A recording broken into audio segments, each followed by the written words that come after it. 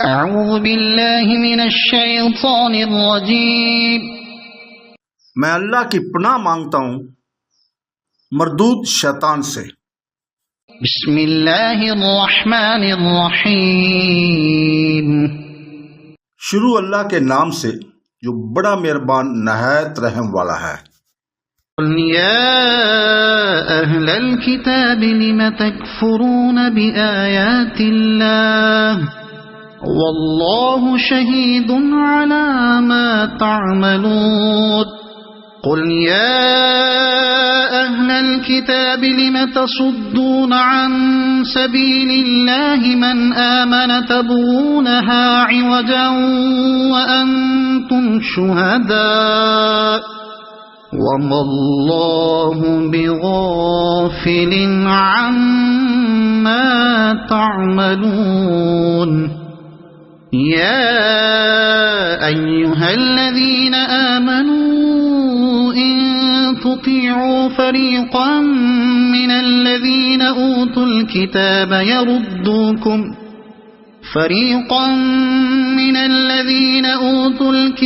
يردوكم بعد ایمانکم کافرین۔ کہہ دے کہ اے اہل کتاب، تم اللہ تعالیٰ کی آیتوں کے ساتھ کفر کیوں کرتے ہو؟ جو کچھ تم کرتے ہو اللہ تعالیٰ اس پر گواہ ہے۔ ان اہل کتاب سے کہہ دو کہ تم اللہ تعالیٰ کی راہ سے لوگوں کو کیوں روکتے ہو اور اس میں عیب ٹولتے ہو، حالانکہ تم خود شاہد ہو۔ اللہ تعالیٰ تمہارے اعمال سے بے خبر نہیں۔ اے ایماندارو، اگر تم اہل کتاب کی اس جماعت کی باتیں مانو گے تو تمہیں تمہاری ایمانداری کے بعد مرتد کافر بنا دیں گے۔ اس آیت کریمہ میں 98 اور 99 میں اہل کتاب کے کافروں کو اللہ تعالیٰ دھمکاتا ہے جو حق سے دشمنی کرتے ہیں اور اللہ تعالیٰ کے آیتوں سے کفر کرتے ہیں۔ دوسرے لوگوں کو بھی پورے زور سے اسلام سے روکتے ہیں، باوجود رسول پاک صلی اللہ علیہ وسلم کی حقانیت کا انہیں یقینی علم تھا۔ اگلے انبیاء رسولوں کی پیشگوئیاں اور ان کی بشارتیں ان کے پاس موجود تھیں۔ نبی امی ہاشم عربی مکی مدنی سید الولد آدم خاتم النبیین رسول رب ارض سما صلی اللہ علیہ وسلم کا ذکر ان کتابوں میں موجود تھا، پھر بھی اپنی بے ایمانی پر بضد تھے۔ اس لیے ان سے اللہ تعالیٰ فرماتا ہے کہ میں خوب دیکھ رہا ہوں تم کس طرح میرے نبیوں کی تکذیب کرتے ہو، کس طرح خاتم النبی کو ستاتے ہو اور کس طرح میرے مخلص بندوں کی راہ میں روڑے اٹکاتے ہو۔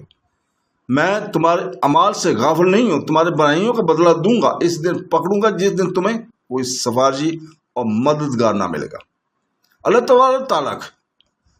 تبارک تعالیٰ اپنے مومن بندوں کو اہل کتاب کے اس باطن فرقہ کی اتباع کرنے سے روک رہا ہے، کیونکہ یہ حاسد ایمان کے دشمن ہے اور عرب کی رسالت انہیں ایک آنکھ نہیں باتی جیسے اور جگہ ہے۔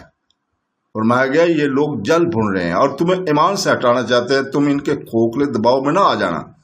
گو کفر تم سے بہت دور ہے، لیکن پھر بھی میں تمہیں آگاہ کیے دیتا ہوں، اللہ تعالیٰ کی آیتیں دن رات تم میں پڑھی جا رہی ہیں اور اللہ تعالیٰ کا سچا رسول تم میں ہی موجود ہے۔ صدق اللہ العظیم۔